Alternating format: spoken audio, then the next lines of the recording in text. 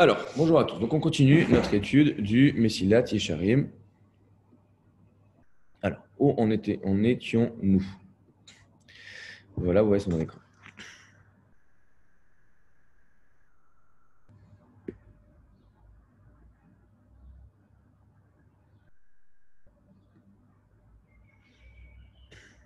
Ok. Donc, on a fini là-dessus.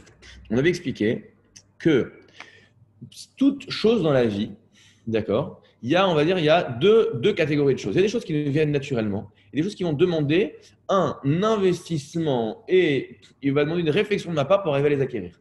D'accord? C'est-à-dire que si mon objectif dans la vie, c'est d'avoir faim, j'ai pas besoin d'avoir de faire. D'accord,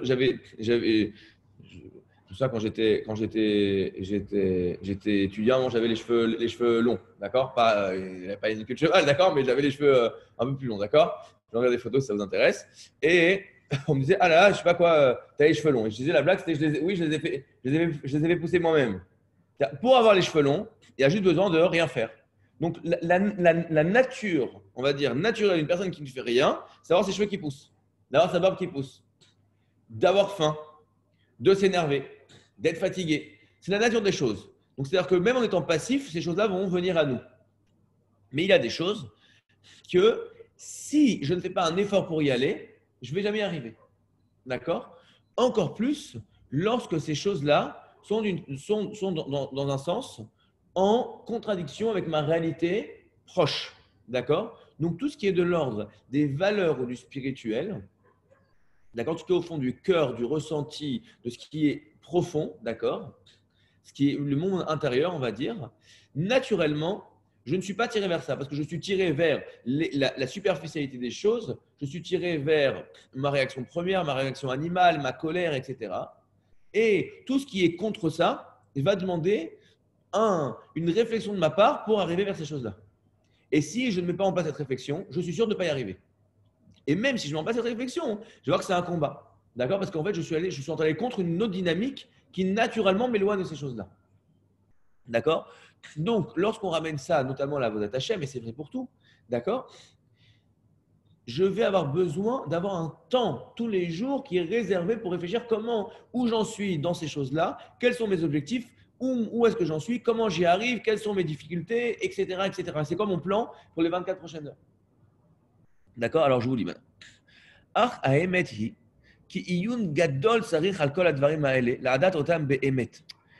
C'est pas juste que, que, que je dois, pour y arriver, pour acquérir ça, je dois faire du travail, mais même pour savoir ce que je veux, ça me demande d'avoir affiné ma réflexion. Prenons un exemple. Je veux être honnête. C'est bien d'être honnête. On veut tous être honnête. Il n'y a personne ici qui nous écoute qui pense qu'il ne faut pas être honnête dans la vie. La question, ça veut dire quoi être honnête? Je ne sais pas, c'est pas voler les gens. Mais c'est quoi pas voler les gens? D'accord? Dire ceci sur ton produit, c'est voler ou pas voler? Passer, passer par la ligne des taxis et passer devant pour gagner du temps. T'as volé ou t'as pas volé? Est-ce que t'as volé du temps? Parce qu'une fois que t'es passé devant le bonhomme, bah, alors tu dis oui, mais ça va il a perdu 2 secondes. Mais est-ce que c'est du vol ou c'est pas du vol? De prendre le bus sans payer, c'est du vol ou c'est pas du vol? D'utiliser un software sans la licence, c'est du vol ou pas du vol? De cliquer sur le truc oui, utilisation personnelle alors que je suis pour le travail, c'est du vol ou c'est pas du vol? Toutes ces choses-là, si je ne réfléchis pas, je ne sais pas. Et c'est très possible que je me retrouve à voler. Et à la fin, tu es un voleur. Moi, je suis un mec droit, comme tu peux imaginer. Je suis droit comme une règle. Mais en fait, je suis un voleur. Pourquoi? Pas parce que vraiment je m'en fiche. Je ne veux pas être honnête. Non, je veux être honnête. Mais comme je ne prends pas le temps de savoir c'est quoi vraiment être honnête, bah, je ne suis pas honnête. Comme je ne prends pas vraiment le moment, c'est quoi vraiment croire en Hachem, bah, j'y crois pas. C'est quoi vraiment aimer Hachem, alors je l'aime pas. C'est quoi le craindre, etc. Velo al tzad adimayon ve'azvara kozevet. Kol shekel niknot otam ve'asigam. Donc déjà, de savoir de quoi tu parles et pas d'avoir un petit peu on va dire des bondieuseries ou du drink Coca-Cola, des phrases toutes faites, mais vraiment de savoir qu'est-ce que ça veut dire, sur quoi je crois, déjà ça demande du travail. Et birlal, encore plus, si maintenant je vais arriver à acquérir ces choses-là et c'est du sens pour moi, bah ça, évidemment que ça va requérir un vrai travail de ma part. Et c'est lui qui prend le temps de réfléchir à ces choses-là. Cherchez-vous Là, il est violent, d'accord? Si on réfléchit, on verra que le fait de la chassidoute, le fait d'être un tzaddik, on va dire, d'avoir augmenté dans sa avodat Hashem, ça ne dépend pas des choses que les chassid, les mitrasdim atipshim. Alors, excusez-moi, je le traduis littéralement, d'accord? Mais je dirais les comment dire, les tzaddik abrutis, j'en sais rien comment est-ce qu'ils diraient ça. Ceux qui veulent faire bien, mais ils n'ont pas réfléchi. Ils disent, ah, je vais être un tzaddik. Alors, qu'est-ce qu'ils pensent, ceux-là? Et là, Bedivre Shlemut Ameti Vechorma Rabba. Pour être un tzaddik, il y a écrit dans Pirkei Avot, En Bour Yorechet Ve En Amaretz Chassid. C'est-à-dire, tu veux être un chassid, tu veux être quelqu'un de tzaddik, tu dois avoir affiner ton regard, tu dois avoir étudié, tu dois comprendre, tu dois réfléchir. C'est pas juste de dire, je vais faire des jeûnes, lire des Teilim, je vais être un. C'est sûr qu'il y a des choses qui sont bonnes, vadaï, mais ça doit être accompagné d'une réflexion. C'est pas ça l'essentiel. D'accord?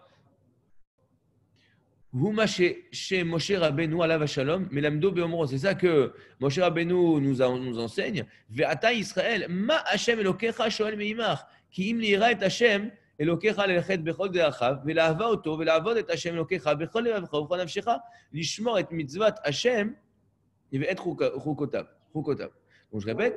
Maintenant, le peuple juif nous dit Moshe Rabbeinu dans la Torah, qu'est-ce qu'Hachem veut de toi? Si ce n'est de le craindre et d'aller dans ses voies, de l'aimer et de le servir et de faire toutes ses lois et tous ses commandements. Kan, kalal kol chalke shlemut avoda, anetzet lishmo yilbarach. Là, il a mis la liste de toutes les différentes catégories, toutes les choses dont on a besoin pour quelqu'un pour avoir une avodat Hashem qui est entière. Vehem, et voilà, il va faire la liste. Aïra, la crainte. Halicha bedrachav, le fait d'aller dans ses voies. Il va expliquer chaque chose que ça veut dire. Ahava, le fait de l'aimer. Shlemut alev, le fait d'avoir son cœur entier avec lui. Veshmirat kol mitzvot, et le fait de garder tous les commandements. Alors, il va prendre une à une, on va expliquer rapidement c'est quoi, et après, dans le livre, on va détailler. Ayira, la crainte, c'est quoi? Irat romemuto idvalach. C'est la crainte de sa grandeur. Chez Irem ilefanav, kmo chez Irem ilishne meler gadol venora. Craindre Hachem, d'accord, dans ce que nous dit Moshe Rabbeinu ici, c'est pas de dire je le crains parce que c'est un costaud, il va venir, il va me casser la figure. D'accord? C'est la crainte que tu as devant ce qu'on va dire plutôt la achna'a. Je sais pas, tu te sens tout petit devant quelqu'un de très grand. Je sais pas si ça vous est déjà arrivé d'être en contact de quelqu'un qui t'impressionne. Mais quelqu'un qui t'impressionne, naturellement, tu as envie de te mettre comme ça. Excusez-moi, Mechila, je voulais vous demander, merci beaucoup de nous avoir fait l'honneur de venir ici. Vraiment, c'est incroyable, c'est un honneur pour moi de vous parler. Et voilà, je voulais savoir qu'est-ce que vous. Ça n'a pas de sens quand quelqu'un qui t'impressionne d'arriver et lui dire ouais, alors, qu'est-ce que tu penses? Tu n'arrives pas à faire un truc pareil. C'est complètement à côté de la plaque. Tu te sens complètement. Tu n'oses pas.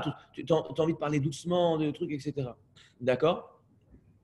J'ai eu une fois. Alors, et évidemment, d'accord, moi j'ai la chance d'être en lien avec des grands Talmidei Chachamim, vraiment chance à ça. Et là, on se lève. Une fois, j'étudie chez un grand, il s'appelle le Rav Tzimbalis, j'étudie chez lui à la maison.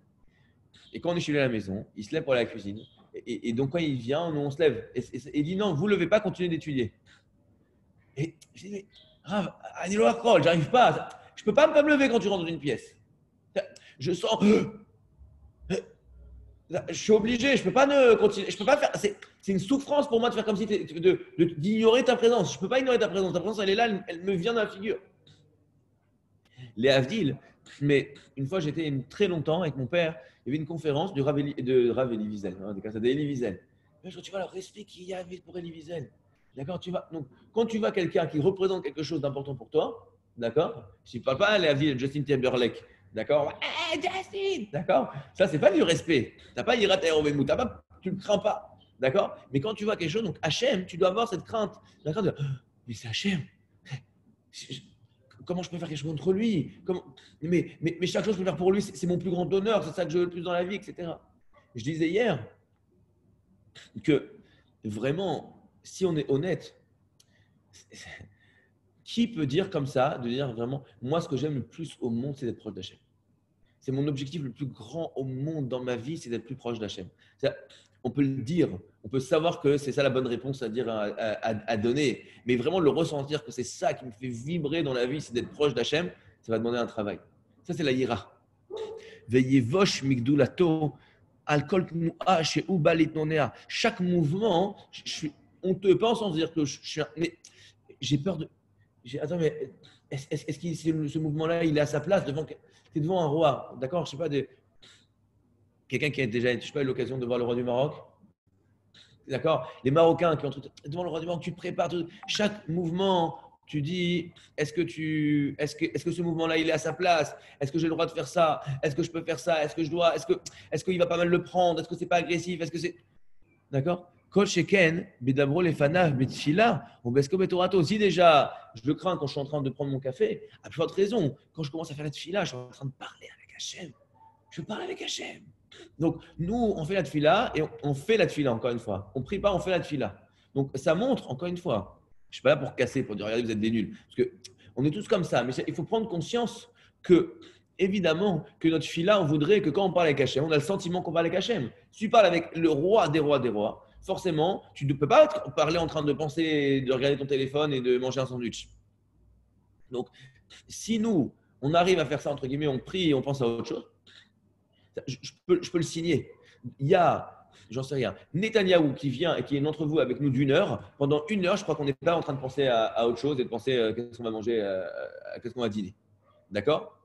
D'accord. Si déjà Netanyahou, quand il est là, je suis 100% focus avec lui, évidemment que si j'avais confiance avec qui je parlais, évidemment que je ne serais pas en train de penser à autre chose dans ma tefila. Donc, si on arrive à prier, à penser à autre chose, encore une fois, ce n'est pas qu'on est des gros nuls, mais ça veut dire quoi? Ça veut dire qu'on a encore du travail pour arriver à l'Ira. Donc, c'est-à-dire ce travail-là. Mais comment il va venir? Quoi? Je vais me lever un matin? Non. Je vais devoir me dire, attends, il me manque quelque chose là-dessus. Comment je vais faire pour y arriver? Je vais lire sur la tefila, je vais étudier sur la tefila. J'ai un groupe, si vous voulez, je vais vous envoyer le lien. D'accord? On fait tous les petits cours d'explication de la tefila. D'accord? Mais c'est important, si je ne fais pas ça, c'est sûr que je ne vais pas y arriver. Deuxième chose, alicha bidracha, vous allez dans les chemins d'Hachem, dans les voies d'Hachem. Kolel kol ninyan yosher amidot ve'etikunam. C'est d'aller dans toutes les choses, d'avoir des traits de caractère qui sont droits. D'accord? C'est quoi? C'est d'être patient, d'être généreux, d'être miséricordieux. Comme ça, elle dit la Gemara. On doit s'accrocher à Hachem. D'accord? On doit aller dans les. Mais comment on dit pour s'accrocher à Hachem? On ne peut pas. Alors, c'est quoi? On doit aller dans ses voies, on doit faire comme lui. Comme lui, il est miséricordieux, nous, on doit être miséricordieux. Comme lui, il est patient, nous, on doit être patient. On doit être comme Hachem. D'accord? Donc, c'est du travail. J'ai fait un cours hier sur le couple. D'accord? Lui, ça marche aussi avec les colloques. Donc, vous pouvez revoir le cours. On va le poster aujourd'hui. Mais à chaque fois que je me mets en colère, je ne suis pas comme Hachem. J'ai un problème quand je me mets en colère parce que le petit il a renversé, parce que ma femme m'a dit un truc, parce qu'il m'a mal regardé, parce qu'il n'avance pas la voiture devant moi et j'ai dû prendre le feu rouge. D'accord? À chaque fois, il y a quelque chose. Ve'u maché bierou chazal, ça qu'ils ont expliqué les sages.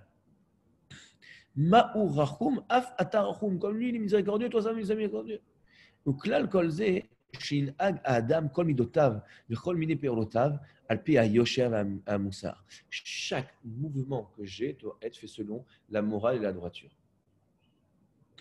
Mais normalement, la première chose, la première halakha du Shulchan Aruch, le Réma il vient et dit comme ça. Shiviti Hashem les Negditamid, c'est Klal Gadol, Be'avodat Torah ou Be'chasidut. On va Avodat Hashem, je sais exactement c'est quoi son langage. Le fait d'avoir Hashem, d'avoir l'impression que Hashem est devant toi à chaque instant, ça c'est la base. Parce que si tu as l'impression qu'Hachem est derrière toi, il dit, parce que chaque mouvement il est différent. Quand tu sais que tu as Hachem qui te regarde, alors tu prends ton café différemment, tu te lèves différemment, tu marches différemment, tu parles différemment, tu penses différemment, tu t'habilles différemment, chaque chose. Et donc, ça demandait un travail. C'est pas naturel. Si Hachem, je le voyais à côté de moi, alors à la limite, pourquoi pas? Mais comme je ne le vois pas, c'est moi qui dois faire un effort proactif de le voir.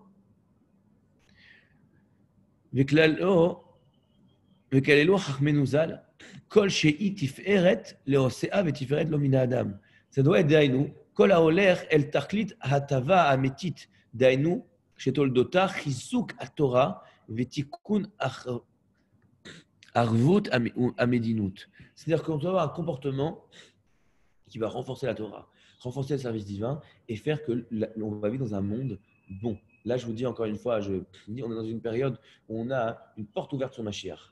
Est-ce que ça veut dire que Mashiach va venir ce soir? Ça dépend de nous. D'accord? Et comme il dit le Rambam, chaque personne, il doit estimer que le monde, il est moitié-moitié, que c'est son comportement qui va faire pencher la balance. Donc ça dépend de qui? Ça dépend de moi. Et aussi de chacun qui nous en occupe. Chacun, ça dépend de nous, de aujourd'hui faire venir Mashiach. C'est quoi Mashiach? Quand on va voir les choses claires, quand on va avoir cette ira, quand on va aller Rabbi de Rachab, le monde entier, il va être droit à avoir des bons rapports avec les gens. Si quand je vois quelqu'un dans la rue, je dis qu'est-ce que je peux faire pour vous? Et l'autre, il me dit qu'est-ce que je peux faire pour vous? Alors on va s'aimer les uns les autres quand on va s'aimer. Ça va être un bonheur de sortir dans la rue, ça va être un bonheur les uns avec les autres. Tout va être bien. D'accord? Ava, l'amour. Shie nigva belev adam, hava elav yitbarach, ash shit orer nafsho la'asot nachad ruach lefanav. Une personne. Rien à voir, je suis juste dormi. Une personne doit penser, quand tu aimes quelqu'un, mais pas juste j'ai un amour un peu, je vais dire comment, un amour de fond. C'est-à-dire, j'aime ma femme, je me comporte, je veux faire plaisir, etc. Il y a des moments où tu ressens l'amour qui brûle en toi.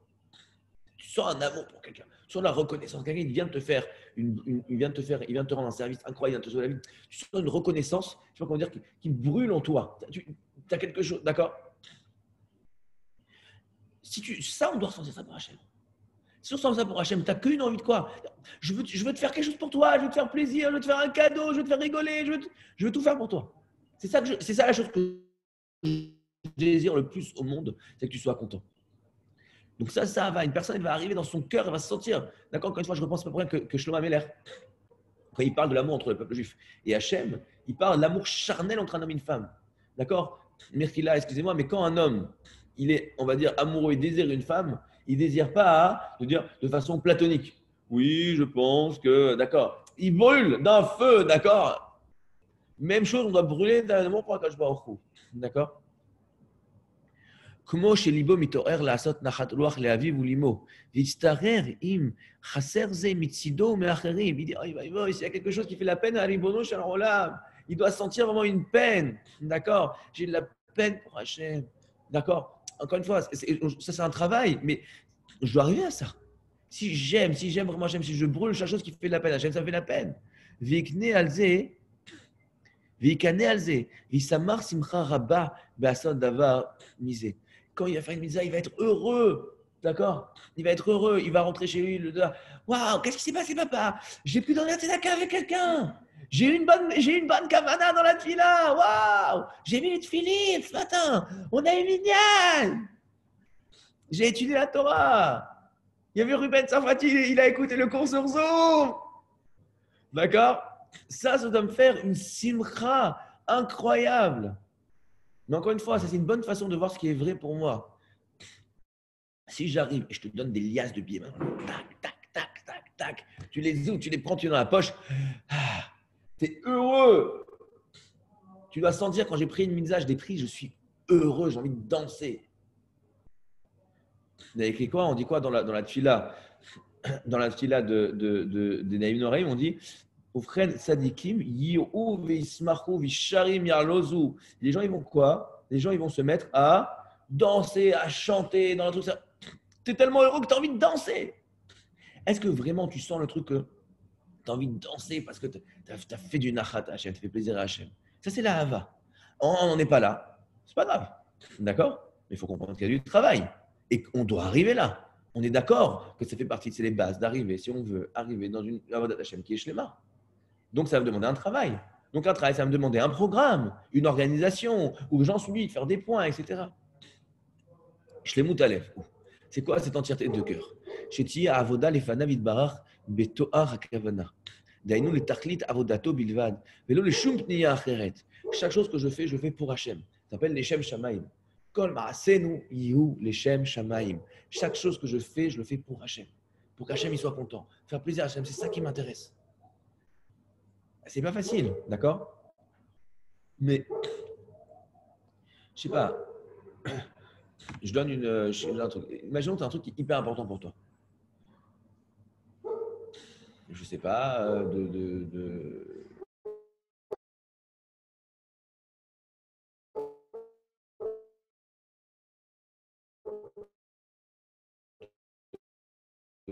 je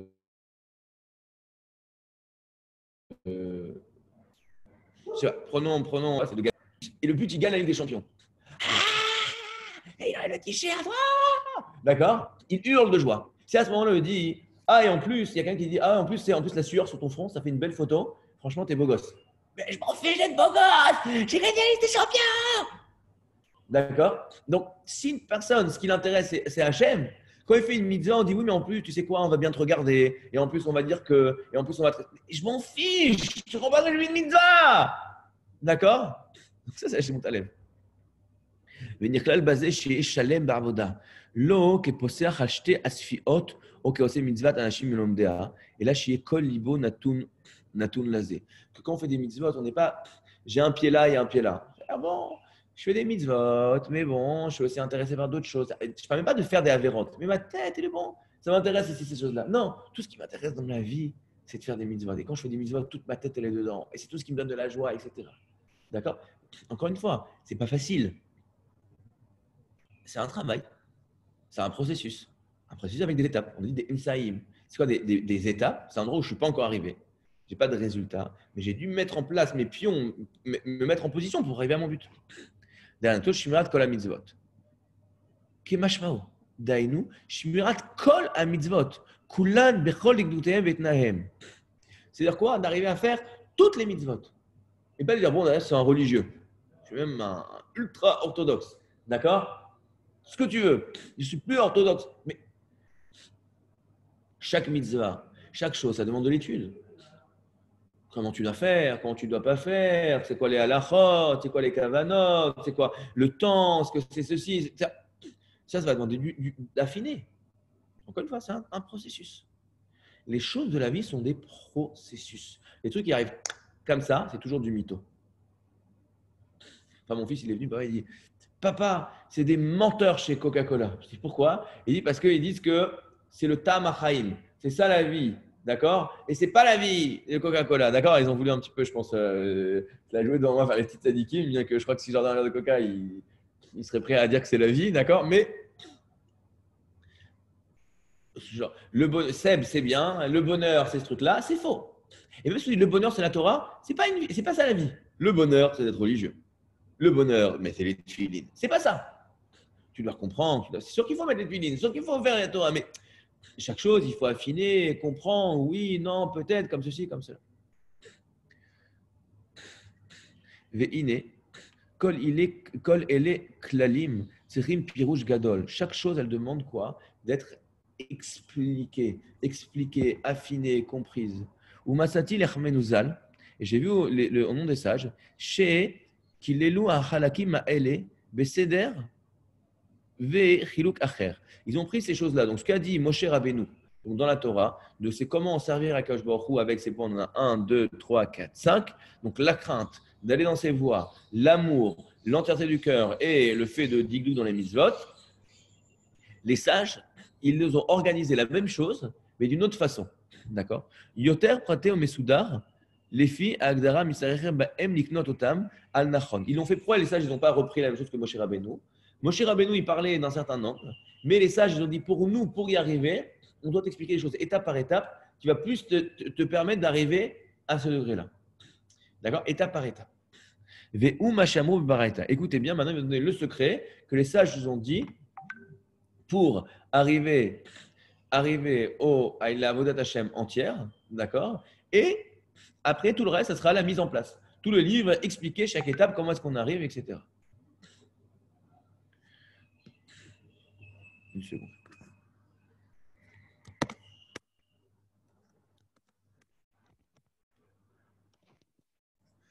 Ok, alors, on reprend, excusez-moi. Donc, Uva, Bemekomot Shonim Basha, c'est une baraita. Ve'echad me'em bipirke lifne haiden. Zé le shono. Regardons ce qu'on nous dit. Mikan Amar Rabbi Pinchas Ben Yair. C'est qui Rabbi Pinchas Ben Yair? C'était le beau-père de Rabbi Meir. Rien que ça. Torah Mevia l'idée Zeirut. La Torah amène au fait Zeirut, c'est de faire attention. Zeirut Mevia l'idée Zrizut. Le fait de faire attention, ça amène au fait d'être l'entrain. Zerizut, l'entrain Mevia l'idée Nekiut. L'entrain amène à la propreté.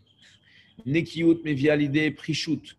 la propreté amène à. Alors, excusez-moi, je n'ai pas un livre traduit pour voir c'est quoi le bon mot en français. D'accord? C'est un manque de français. Prishut, d'être poresh, c'est d'être la séparation. D'accord? Prisha mevia l'idée tahara. La séparation amène à la pureté. Tahara mevia l'idée chassidut. La pureté amène à la chassidut. La chassidut, c'est le fait de faire mieux. D'accord? Chassidut mevia l'idée anava. La chassidut amène à l'humilité. Anava mevia l'idée yiratret. L'humilité amène à la crainte de la faute. Yiratret mevia l'idée kedusha. La crainte de la faute amène à la sainteté. Gdusha mevia l'idée Ruach HaKodesh. La sainteté amène l'esprit divin, c'est-à-dire amène la nevoua, amène la prophétie. Ruach HaKodesh mevia l'idée Triat Ametim. La prophétie amène la résurrection des morts. Pas mal. Tout un programme qui est le programme du Messiat Esharim. Alors, on va finir avec ça, l'introduction du Messiat Esharim. Ve'ine, alpi abaraita azot, iskamti lechaber chibuaise. Avec, pourquoi le livre que j'ai écrit, il va suivre cet enseignement. Les lamed les atzmi, ou les askir les achim, pour m'apprendre à moi et pour rappeler aux autres, tnae avoda shlema ou madrotehem. C'est quoi tous les conditions et comment ça marche d'avoir un service d'Hachem qui est entière, d'accord, et les différentes étapes de ça. Et je vais expliquer dans chacune des choses comment ça marche, c'est quoi les différentes parties, c'est quoi les différents cas particuliers, etc. Comment je vais maintenant affiner et expliquer toutes ces choses-là. Comment est-ce qu'on arrive à ça et qu'est-ce qui nous tient loin de ces choses-là. Et comment est-ce qu'on va arriver à se garder des choses qui vont nous empêcher. On répète, c'est-à-dire que, toutes ces choses-là, elles ne viennent pas naturellement. Je vais devoir mettre en place un processus proactif pour y arriver. Donc, quelles sont les étapes pour y arriver? Mais sur le chemin, ce n'est pas comme de dire je dois aller au supermarché. Donc, si je ne bouge pas de chez moi, je ne vais pas y arriver. D'accord, mais une fois que j'ai décidé, a priori, je marche et j'y arrive. Non, là, sur le chemin, c'est comme Mario Bros, ça s'appelait, d'accord? Je dois sauter, il y a des champignons qui arrivent, qui m'attaquent. Écoute, il y a plein de choses qui se passent. Je reçois des carapaces de tortues qu'on me lance dessus. D'accord, ça c'est un autre. Mais, etc. Donc, je vais devoir faire ça. Donc, je dois savoir de quoi je dois avoir peur. Si je dis, ah bah tiens, c'est sympa, une petite carapace de tortue, hop, je la prends et je me retrouve, je suis pas sur le côté, le fantôme, il vient me sauver la vie, pour ceux qui connaissent. D'accord? Bah, je sais pas. Donc, je dois savoir c'est quoi et comment je les évite. Je dois savoir les règles du jeu. Donc, ça, il va expliquer chaque chose. Vers où tu vas, comment on y va, quels sont les dangers et comment tu te gardes de ces dangers. Qui akrabo ani vechol mi sheimatse bo nachat lima'an nelamed liyira et Hashem Elokenu velo tishakach mimenu chovatenu lefanav. Pour apprendre à craindre Hashem et que ça ne s'oublie pas de nous notre obligation devant lui. Je répète parce que ce sera après le premier chapitre, mais il dit deux choses. Un, on l'a déjà dit dans l'introduction, que naturellement, ces choses-là s'oublient de nous. Si je ne fais rien, je le perds. Donc, je dois mettre en place un processus proactif pour ne pas le perdre. Ce n'est pas de dire une fois je l'ai, c'est fini. Non, même si tu l'as, naturellement, ça repart à zéro. Parce que naturellement, ta réalité, c'est le boulot, le travail et le quotidien. Un. Et de deux, les chovatenu, les fanav. On a une obligation. Le fait d'arriver à être nous-mêmes, la meilleure version de nous-mêmes, ce n'est pas une option, c'est une obligation.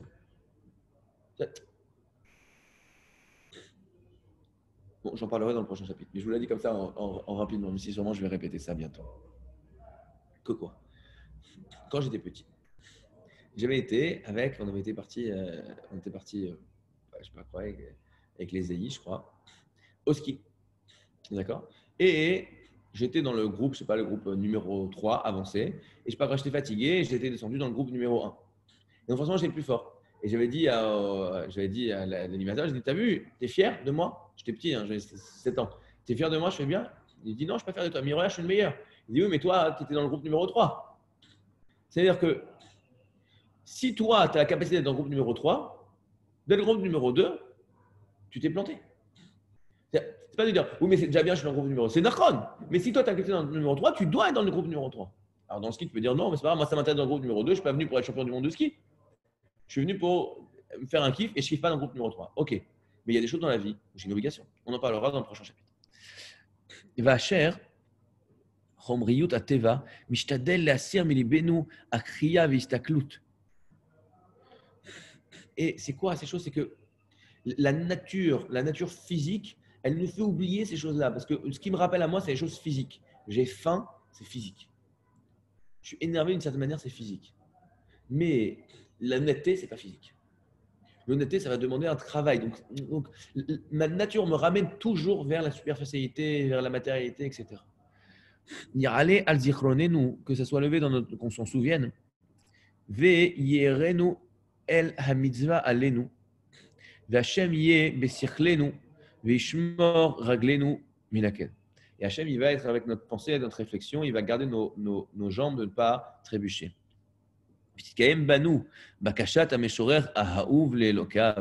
Et il va se réaliser sur nous ce qu'a dit David Ameller, ce chanteur, le bien-aimé de son créateur. Reni Hachem darkecha, montre-moi Hachem tes voies. Haler bamitecha, que j'aille dans ta vérité. Yachad levavi liira shemcha, yachad levavi liira shemcha, s'il te plaît. Unis mon cœur, que mon cœur entier soit vers la crainte de ton nom. Et avec ça, on a fini l'introduction du Messiah Tisharim et on pourra continuer dès demain avec la suite du Messiah Tisharim. Je passe tout de suite à la suite du programme sur les lois de la Shana.